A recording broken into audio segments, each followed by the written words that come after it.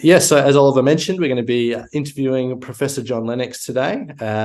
Many of you would know who he is, but if you don't, as Oliver said, he is an emeritus professor of mathematics at Oxford, as well as philosopher of science. He's published many books, and he's debated people like Richard Dawkins and Peter Singer. He's written books in response to Stephen Hawking. Incredible resume. We're really thankful to have you join us again, John, and I'm looking forward to the questions here. Thanks again, John. You're very much a friend of the Men's Fellowship now. Oliver was talking a lot about what the purpose of this group is. He also mentioned interrogating. We're going to start off less doing that and more doing a friendly check-in, which is also part of the group. So, John, you last spoke to us in June 2022, and for the benefit of those who have come to enjoy hearing you and want to know how you're going, could you tell us a bit about how you've been? I believe you've celebrated a birthday a couple of days ago, and as well, you've had some health issues along the way. So, do you want to share a bit about how you're going at the moment? Hello, everybody. I envy you all sitting in Australia, one of my favourite countries, of which I have nothing but the happiest memories. And it's a sheer delight to talk to the Men's Fellowship again and be interrogated or questioned or whatever way you want to put it. And yes, you're talking to someone who is 80 years plus 2 days old, depending on Australian time or the UK time. I think, 80 plus 2 is what I'm going to stick at. And you're right, the past year has brought its challenges, but massive encouragements. I had a mild stroke last August that's left me very slightly paralyzed on the left side. And I've had 3 operations for skin cancer on my head, which seems to have cleared up pretty well. But I'm feeling in very good health at the moment and writing busily. And since I'm speaking to, I reckon, a number of business people, you may be interested that I've just published a book called A Good Return, which I understand that business people are usually interested in on their investments. And it's A Good Return, Biblical Principles of Work, Wealth and Wisdom. And that is really seeming to stimulate a lot of business people. I launched the book on the top floor of Rothschild's Bank in London, being interviewed by one of the global partners of that bank. Otherwise, I've not been traveling much, but there was an exception just recently. I went to Prague, where, to my amazement, I'd won a cultural prize from the Dagmar and Václav Havel Foundation, which was presented to me. And it's rather remarkable, as you can see on the website. It's a bishop's crozier, which is the big staff that a bishop has, and it's made by a famous Czech sculptor out of bronze with a snake's head and all of that. And it was a tremendous opportunity to talk to a big crowd, but also to the nation, about Václav Havel and his legacy, not only in his courageous stand for freedom, but in his honest admission that he learned through his trials and troubles. And one thing in particular really struck me, that it was his perception of his own weakness that led him to say that it brought me to stand in front of God. And that phrase really struck me. And it's often the case that our weaknesses, our vulnerabilities, bring us face to face with eternal reality. And he was very honest about that. And my various illnesses have done that to me. But the wonderful thing is that as a Christian believer, the nearer I get to the end of my earthly life, the brighter grows the horizon.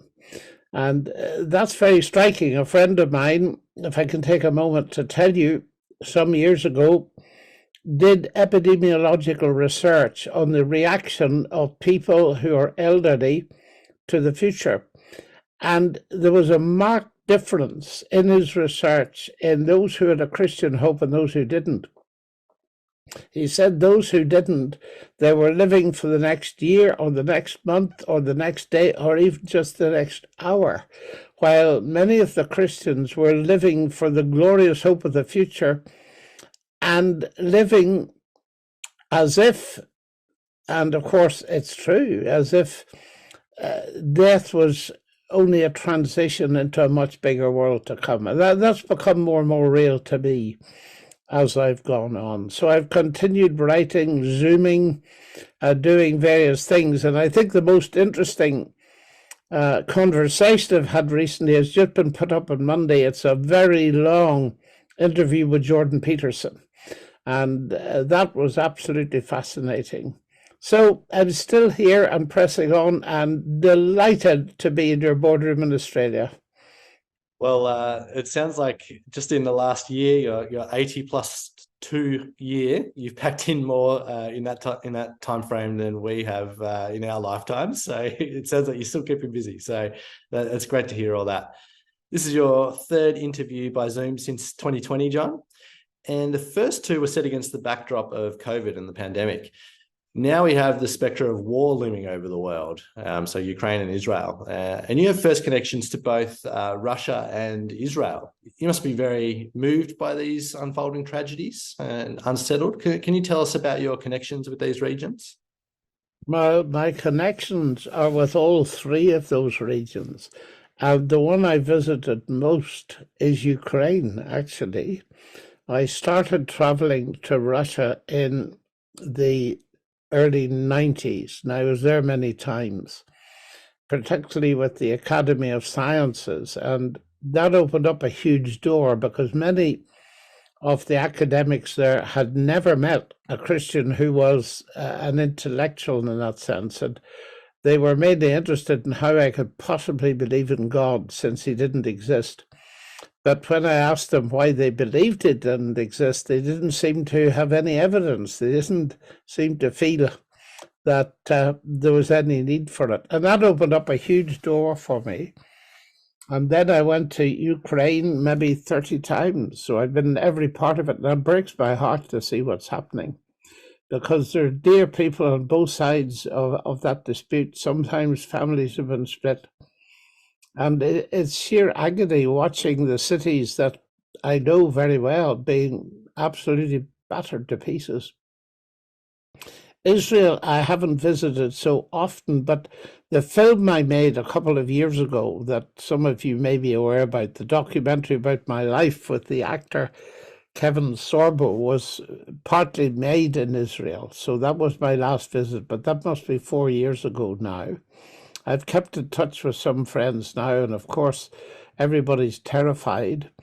And it's very difficult to make head nor tail of the awful moral dimensions of these questions. And what is very obvious that international laws and all the rest of them are pretty powerless to do anything. And we see acts of terrorism, and of course, the thing accelerates.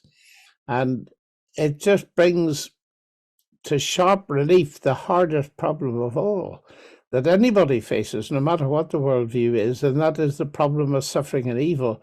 But as I've often said, Aaron, if you take the simple way out and say, look, this kind of event just shows us that there is no God, it doesn't solve the problem, because those who take atheism seriously will point out, like Richard Dawkins, that if you remove God, you remove the problem of evil simply by saying that evil and good don't exist. And that is no way out of anything. Secondly, if you remove God, you remove something else, and that is any possibility of hope. Now, that doesn't prove that Christianity is true, but at least if there's any other solution to the problem than atheism, which is hopeless and also creates immense philosophical difficulties, then I want to know about it. And to cut a long story short, and I've written about this even in my little book on the coronavirus, which I think is in Australia, ultimately Christianity presents us with something unique, and that is a suffering God. And the central claim that Jesus made, that he was God incarnate, seeing him on a cross raises the obvious question, what's God doing on a cross? And at the very least, it shows us that God has not remained distant from human suffering, but has become part of it.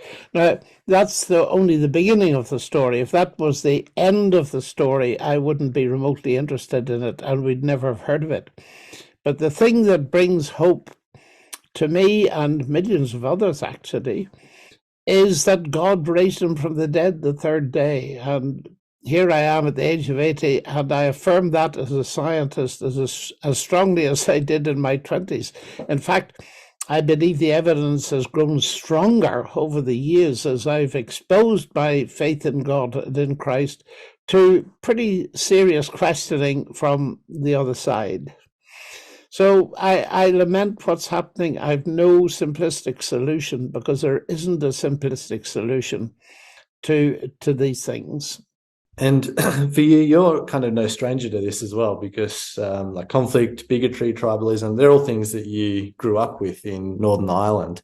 Would you be able to share with the group, particularly those who maybe haven't heard this story before, what that was like growing up in that context, and how it shaped you in your formative years? It certainly shaped me, particularly my parents, and their story is interesting in the sense that I grew up in a family where Christianity was lived in a credible way. By that I mean a moral way that was costly. My father had a small store of the kind that had been wiped out by the big supermarkets, and I suppose at most he employed about 30, 40 people. And he tried to employ equally across the religious divide, both Protestants and Catholics, and he was bombed for it. My brother was nearly killed by a bomb. And I once said, Dad, why do you do it? Why risk this? And he said, look, son, Scripture makes it very clear that every man and woman, irrespective of their worldview, is made in the image of God. And he paused, and then he said, and I intend to treat them like that. Now, that was a deep lesson for me. And even when I'm up against people that despise me and hate my views, I try to recall that these are men and women made in the image of God. So I respect them, even though I disagree with them. The second thing my parents gave me that was unusual is that although they were convinced Christians, they gave me space to think, and they didn't force anything down my throat. In fact, they encouraged me to read about other worldviews.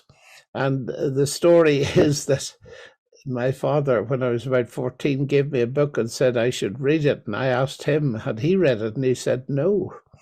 And I said, why should I read this book? And he said, well, you need to know what other people think.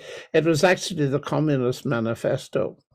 So I got interested in other worldviews from a very early age, particularly those that were the diametrical opposite of Christianity. In other words, atheism, naturalism, and materialism. And I've been doing it ever since, making friends with people who find their home in that kind of worldview. Thanks for sharing that. And yeah, I had no idea that you were reading Karl Marx as a teenager. That's I was. And actually, one important thing about Northern Ireland is people often ask me, how do you remain a Christian when you've seen the sectarian violence? And what's your reaction to it? And I think that was part of your question. My reaction to it is one of total shame, in the sense that I'm ashamed that the name of Christ has ever been associated with a bomb or an AK-47. But I go on to say to people, just be patient with me for a moment while I explain why I'm ashamed. Because you see, Jesus himself was put on trial famously, but many people don't realize that he was put on trial for being a terrorist, political fomentation of political violence in Palestine. And Pilate, the Roman governor, who thought the charge was so serious that he conducted the trial himself, declared Jesus to be innocent. And that is very interesting, because he could see when he quizzed Christ and said, "Are you a political threat to me? Are you a king?" And Jesus said, "Yes, I'm a king, but not in the sense you mean it. To this end I was born, and to this end I came into the world, that I should bear witness to the truth." And Pilate famously replied, "What is truth?" and went out and declared Jesus' innocence. And I think there it was a case of Pilate seeing what is obvious, that one thing you cannot do by force is impose truth. You can get people bowing formally, but you can't get them to believe in you. And that's the wonderful thing about Christ. I said once to Christopher Hitchens when I was debating him, "Look, I don't understand you fulminating against the evils of Christianity and religion, because Christ was as much against them as you are. And if you understood what he did and said, you'd be on his side, not raving against him." Yeah, and yeah, it's a very, very valid point, isn't it? That Christ saved his most scathing words for the religious institutions and elites. So yeah, definitely a point of shared values there. One of the few, I imagine. Let's switch gears a bit more to your life's work. Were you always going to be a mathematician and philosopher of science, or did you kind of fall into that? I was going to be several things depending on time. I was first going to be a linguist because I loved Latin and French and later German, Russian, and so on. And then I was a radio amateur at about 14, and I used to speak to Australian sheep farmers, before breakfast. That was heady stuff for a 14-year-old from a transmitter I built myself in my home. That's how I got to know Australia, the map of it anyway, even down to Tasmania, where I believe you are at the moment. That would be correct. Yes, and also then I was interested in the technology of that. So I applied to do electrical engineering at our local university, until one day my headmaster came and he said, "Look, we think you might have a chance to get to Cambridge, but we can only teach you to the right level in mathematics, no other subject." So I chose that and went to Cambridge, did maths, and the philosophy of science came a bit later. And the rest is history in that sense. So it was not planned at all from the beginning, except that behind my life has always been that interest in the big questions and how people respond to them. And that was a driver, certainly. I'm sure many other people as well would love to hear about you kind of hacking into Australia through transmitters, but let's focus on philosophy of science stuff. I imagine that would be quite imposing, and maybe even there'd be a bit of animosity there for scientists that tend to overreach, perhaps. So could you tell us about the role that logic plays in the way that you approach life and truth and scientific progress? Tell us a bit more about what philosophy of science does. Well, I hope logic plays a role in all of our lives. And I think as business people, logic is extremely important, because it's, after all, putting up a credible argument, which you want to do, whether it's about finance or your products or anything else. The philosophy of science is really a discipline engaging in the implications of science and the nature of science and how it works as distinct from the results of science. A typical big question that engages me a lot, because you meet it very frequently, is the notion, can science explain everything? Science has such a reputation because of the technology it can produce that people come to think that it can explain everything. That view is called scientism. And from a philosophical point of view, one can demonstrate, and I've written a little book on it not so long ago, which may interest some of you, with that title, Can Science Explain Everything? And the great scientists realize it can't. Science, the natural sciences, that is, mainly deal with the how things work and the why of function, but they don't give us the why of purpose. And therefore, they don't answer the most important questions of life. And a very famous Oxford Nobel Prize winner once put it this way. He said, look, it's very easy to see that science is limited because it cannot answer the simple questions of a child. Where do I come from? Where am I going? What's the meaning of life? And it's that kind of thing I want to investigate, to put a little bit of a balance to this crazy idea that science is the only way to truth. You've got a wonderful university, several of them in Australia that I visited. Well, half their faculties would have to close tomorrow if science were the only way to truth. You'd have no history, no economics, no arts, no business school, etc., etc.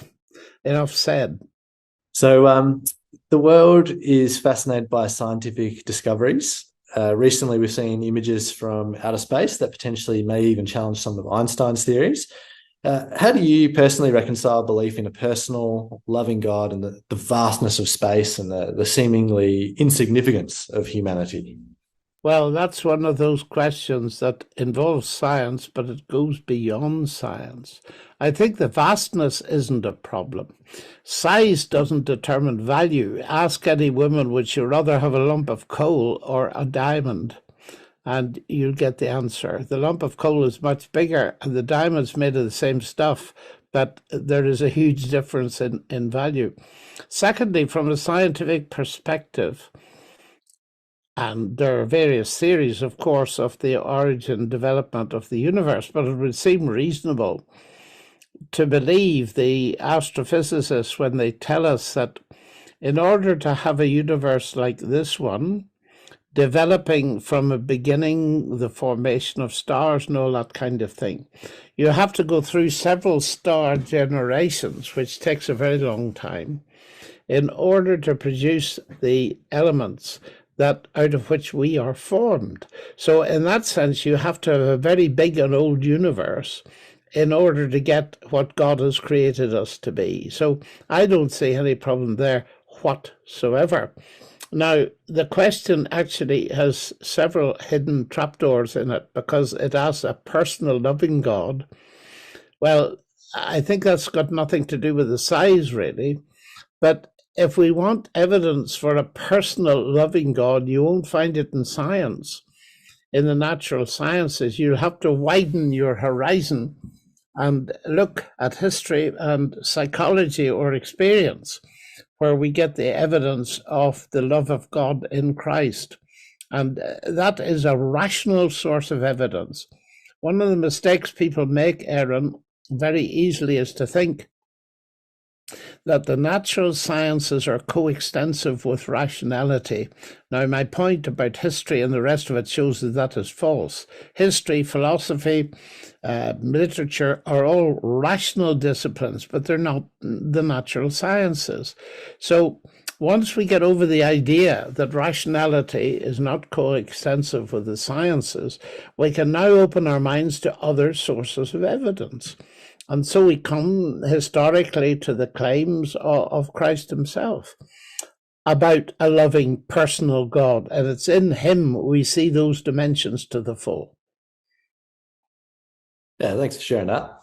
And in keeping with that, like just thinking of the new atheist movement, because like intuitively, a lot of the arguments aren't just from science, are they? Like they argue from history and philosophy and all those kinds of things. But maybe you could share some of the ways that you were sharpened in your understanding of truth and how truth claims are formed, and maybe some of the evidence for and against Christianity that you've found persuasive personally. Well, certainly the encounter with the new atheists sharpened my mind inevitably, and it was in part a pretty terrifying process. It's not easy to face people like Dawkins. On the other hand, honestly speaking about those encounters, as I get older, the triviality of some of their arguments is breathtaking. And one of my objectives is to show people just how breathtaking it is. And that kind of, I'll take just one example where Dawkins, but even more the late Stephen Hawking, told people that you have to choose between God and science. You can't have both. And I didn't understand that for a while. It seemed so strange to me until I realized that they thought that the God explanation is the same as the science explanation, which is nonsense. I often put it this way: why is the kettle boiling? Well, because the heat energy in the electrical plate or the gas flame is being conducted through the kettle and it's agitating the molecules of water, and so it's boiling. I could also say it's boiling because I want a cup of tea. Now, those two explanations, what about them? They're different. One's scientific, the other is personal. They don't conflict, they don't even compete, they complement each other, and you need both of them. In fact, outside the laboratory, the tea is far more interesting than heat transfer. And ratcheting that up to the size of the universe, even children can follow this. I tell them that God no more competes with science as an explanation for the universe than Henry Ford competes with automobile physics and engineering as an explanation for the motor car. You need both. And why people can't see that, I just don't know. I meet some professors who can't see it and kids of 10 who can. I don't know what that tells you, but it's certainly a salutary thing. And the more I've unpicked their arguments, the stronger my Christian faith has grown, because I've made myself deliberately vulnerable to these things. So I've learned a great deal from that. And what is encouraging to me is that over the years, that debate, that first debate, is still making waves. And it's interesting that my colleague, Alistair McGrath at Oxford, have just published a book called Converted Through Dawkins, about people who've been brought to the Christian faith because they've seen through the speciousness of some of the arguments that are brought about by the new atheists, who, by the way, are essentially a disappearing breed. The new atheism was an overreach, very aggressive, and most of my atheist friends now wouldn't have anything to do with it. Yeah, and there's some really good work coming out from Justin Brierley in the UK as well, with his book, The Surprising Rebirth of Belief in God. And yes, that's right. And I would certainly encourage the men to watch Justin Brierley on his show, Unbelievable. There are many episodes, and he has been one of the few people in British broadcasting to attract some really high-powered and high-profile thinkers onto his show and interview them. And he's very good. I met him just a week ago. Yeah, and we've got him on Deeper Questions in a few weeks. So for anyone that wants to listen to an interview about that book, we'll have that on there as well. So one of the things that you're kind of talking about there is, it seems like there's this need that some people have for things to be black and white. But let's wade into the gray areas of science a little bit more. And in particular, I want to talk about technology. So AI has come into the public consciousness in a really big way, particularly through ChatGPT and some of these other things out there generating art and, obviously words and sentences and fake essays, etc., books. You've written about AI and a range of interesting topics surrounding the future that just keep getting bigger, keep becoming more in the public square. You don't come across as someone given to hysteria, John. So maybe you could share some of both the exciting developments as well as the areas that we should exercise caution with this powerful technology. That's a huge yet fascinating topic. I am not hysterical because there are two sides to AI and there are two kinds of AI. There's narrow AI, which is the sort that we're very familiar with, a system that typically does a single thing that normally requires human intelligence. And then there's a much more hypothetical drive to create a superintelligence, an artificial general intelligence that can do anything a human being can do. And we're nowhere near that yet. But we've seen some spectacular developments on the narrow AI side, and some of them are extremely good. I was just reading the other day that there's a new AI system that deals with brain tumors, and it can reduce 2 weeks medical work to 5 minutes. I mean, that's just spectacular. And the development of new drugs, vaccines, all this kind of thing. But it's very obvious that, let me put it this way, AI or any technology is like a sharp knife. You can use it for surgery or murder. And that's exactly where we are. So the higher you go in this, the more ethical problems are raised. At the same time, the more major problems are solved. And therefore, we have to use it with caution. Police forces use facial recognition to pick a criminal out of a rugby crowd. But in China, the Xinjiang province is using the same technology to repress the Uyghur minority in a spectacularly oppressive way. And so we have huge problems. And with the development of what are called deep fakes that you hinted at, we're in serious trouble. 2 weekends ago, the Five Eyes met. The Five Eyes are Australia, New Zealand, Canada, the UK, and the United States. And they were meeting in California, and the head of MI5, which is our Secret Service, said the next general election in any country will be invaded in a spectacular way by deepfakes, and, quotes, billions of people may be deceived. This is very serious stuff. And recognition of fakery, it's one thing to try and recognize plagiarism in an essay, and that's creating enough headaches for school teachers and university teachers. But when it comes to taking a short audio clip of a prominent person and a short video clip and combining them and then putting into their mouths anything that is desired, the capacity for deception is great. And what alarms me about it is that I have expected it, something like it, for a long time, because I've been listening to Christ saying 20 centuries ago that what is going to increase as we approach the end of world history as we know it and his personal return, which I am fully convinced of as a scientist, is that deception will increase. And now we see how it can be done on a spectacular scale.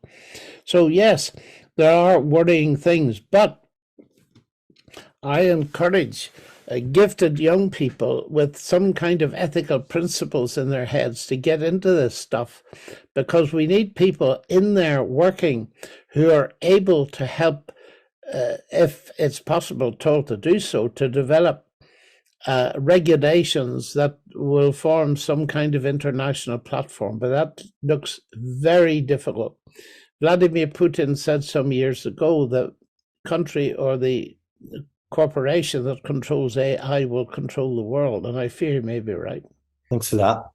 And final question from me before we move into Q&A. Connected with that and ethical considerations, another thing coming up with AI and futurism is the ability to use technology to enhance and modify our bodies, so transhumanism. So things like human cognition, bodily function, expanding our abilities and capacities beyond our current biological constraints.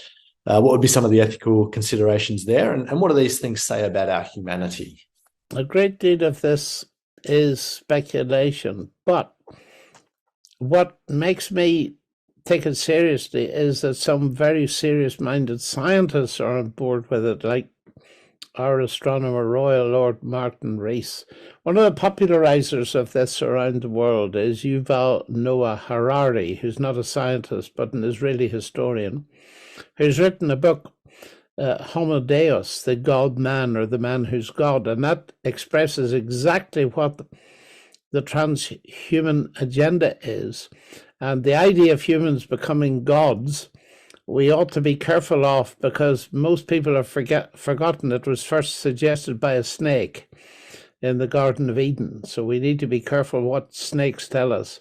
And I take this very seriously. Harari, for example, just to give the transhumanist case, he believes that the two major agenda items for this century are, one, the solution to the problem of physical death. He regards it as a technical problem with a technical solution. The second is the enhancement of human life, some kind of immortality given to us by drugs, by cyborg enhancement, by biomedical engineering, by genetic engineering, by all kinds of implants and that kind of thing. And of course, I'm enhanced. I'm speaking to you with glasses, and using those I can see you. Without them I can't. So I'm an enhanced being. But there's one thing enhancing, there's another thing changing the genetic specifications of human beings. And that's what concerns me, because I do take seriously the idea that human beings as they are now, and have been, I believe, since they were created, are made in the image of God. And messing about with that, as C.S. Lewis predicted in the 1940s, messing about with that technologically means you don't produce humans, not even enhanced humans. You produce artifacts that are less than human. Now, that would require a great deal of expansion, and I've done that to a certain extent in my book 2084, Artificial Intelligence and the Future of Humanity. But when I hear this transhuman agenda, just to give you the short answer, I tend to shock people, because they say, unfortunately, you're too late. And they say to me, what do you mean we're too late? We haven't got there yet. I said, precisely, but a solution to physical death has already been found. God raised Jesus from the dead 20 centuries ago. And as for the enhancement of human happiness and uploading of your brains into some wonderful silicon utopia of the future, well, there's not much evidence for that, but there is powerful evidence, because I've experienced it myself and many millions of others have, that because Jesus was raised from the dead, he will raise from the dead all those who trust him. And this is the wonderful thing that strikes me about the Christian faith. It actually contains the answer to the transhumanist dream, as already accomplished through the resurrection of Christ in the past, and the fact that any one of us who faces the fact that we've made a mess of our lives, and other people's may be, and repents of that, turns away from it and said, God, look, I have made a mess, but I'm prepared to trust you as Savior and Lord, then they too will one day be raised from the dead. So the enhancement thing, I think, will pale into insignificance compared with that, because it is a credible hope. And that's what excites me as I get older, that here the transhumanists are talking about things that I've believed for years. The Christian hope is much more credible, and there's much more evidence for it than the transhumanist hypothetical dream. Yes, for sure. Well, John, we're going to move towards the Q&A now. I'll just say I'm very thankful for your enhancements, and that you can enhance our knowledge by being here with us today. But yeah, let's pivot over to Q&A now. So if you want to participate in this, you can use the raised hand function if you're on Zoom. Can't guarantee we'll get through all questions. In fact, we definitely won't, but we'll do our best. I'm going to kick off with Robert Dunn. So let me unmute Robert. Thanks, Aaron, and thank you, John. I have a question about the process of scientific discovery. Is it the rigorous application of something like the scientific method, or is it actually something else? there's no such thing as the scientific method, according to philosophers of science these days. They're very cautious. And now people tend to think we associate with scientific process ideas like hypothesis, testing a hypothesis by experimentation, making observations, all of those things. And they put all those things into a pot, but they're very cautious about defining anything like what used to be done. Here is the scientific method. Secondly, the idea of the scientist dispassionately, without any prejudice or preconceived ideas, sitting in a laboratory getting absolute truth is nonsense. All scientists have worldviews, they bring them to the table, and a lot of science proceeds not by a strict logical process, but there are hunches, intuitions, all this kind of thing. Science is done by people, and with all the limitations on the one side and the positive attributes on the other side.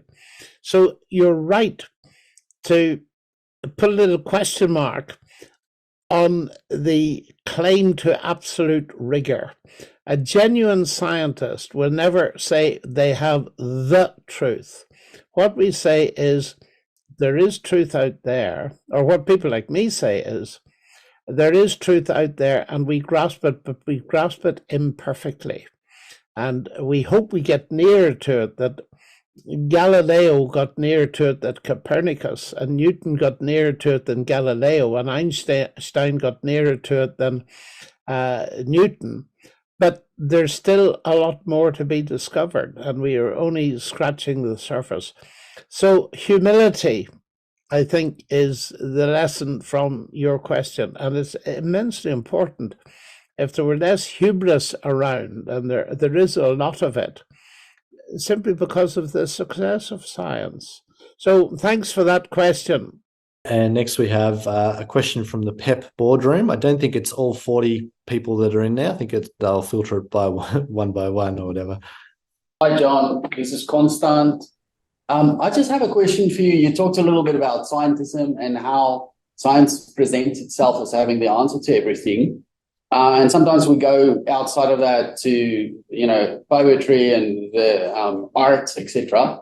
Can you maybe briefly discuss some of the areas within science where there is uncertainty? For example, I've heard you speak in the past of energy, where we understand how it works, but we don't actually know what it is. Could you maybe speak to that a little bit? And if you can, give us a few examples of that. Thank you. Yes, thanks for that. That's a perceptive question, because very often, several things happen. That when a scientific explanation for something is proposed, people think almost automatically that it's exhaustive. It tells you everything.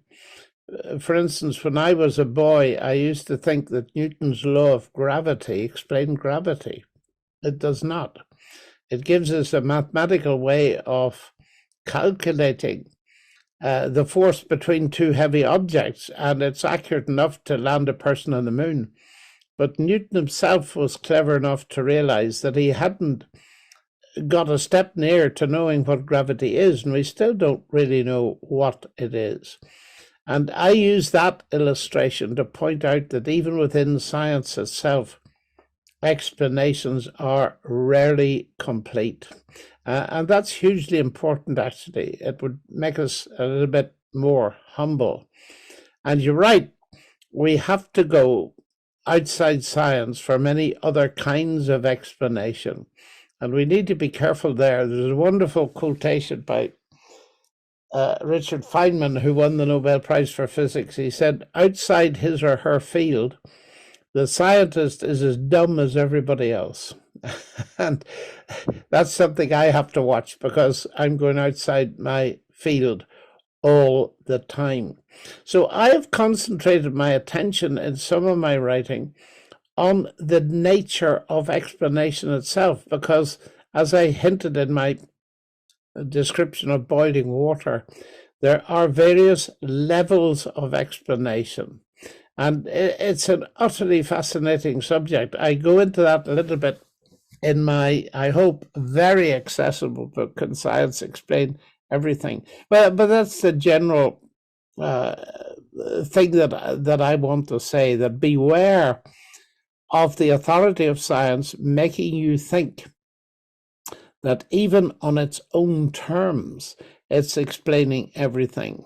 We don't know what energy is. We don't know what gravity is in the deepest sense. And yet we think we've got some idea of those concepts. We actually believe in them, even though we don't know what they are, which is an interesting place for a person to be, and embarrasses some people when I point it out to them. So, John, we've got a question in the chat, and it's about Bertrand Russell. So, obviously, science is one kind of angle that skeptics take to dismiss Christianity, but another angle will be looking at Christianity itself. And so the question here is related to Bertrand Russell taking Jesus' encounter with the fig tree to dismiss Christianity. And I believe Richard Dawkins and Christopher Hitchens have recycled that argument as well. So do you want to elaborate on maybe some of the times that people have used arguments like that to dismiss Christianity? Well, they've recycled the argument, and I don't have the name of the paper in my head, but they clearly don't understand figs in Israel, because now I'd need to check this out because I've just been asked it off the top of my head, but there's a very interesting paper written about this, that what Jesus detected was that the thing was dead and it would never produce anything. So the kind of moral lesson they take from it is simply unjustified. But you could check that. I think Professor F.F. Bruce refers to it, but you'll find it very easily on the internet. I'm not going to look it up now, but there is a whole story behind this, and it doesn't work. All right. The next question we have is Ross. John, the winning the battle for the mind or the intellect and rationale is one thing, but winning the battle for the heart is another step again, perhaps. Can you give us some comment or reflections on what you've seen work for you in that space? Is coming to fall in love with a woman a rational thing? Well, partly, of course. It would be rather risky if it wasn't rational and based on evidence and all the rest of it. But your point is this. Let me turn it around and put it this way. God is not a proposition or a philosophy or a theory. God is a person. And therefore, relating to God involves all the dimensionality of our relating to persons that we're familiar with, other human beings. And so it does involve much more than what we call our rationality, but it is not in itself irrational. And that's the very important thing. In fact, when you think about it, if you come to the marriage analogy, which I think is the best one here, when I first saw the girl that's been my wife for 55 years, I saw her. So I took in evidence through my eyes, and I thought about that. I didn't dismiss my rationality at all. In fact, it was my rationality that said, hey, old chap, you ought to pursue this a bit. So I think what you're saying is that persons are multidimensional. We have a mind, we have a body, we have got a spirit, we've also got emotions, we've got in that sense a heart and a soul, although those things are very difficult to define. And coming to trust Christ, believe in God, is not just coming to make an intellectual assent to a set of propositions. It's coming to trust a person with our lives and to rely on them. And that's the hugely important thing, that God promises that if we trust Christ, then he will give us new life and a new power through his Spirit.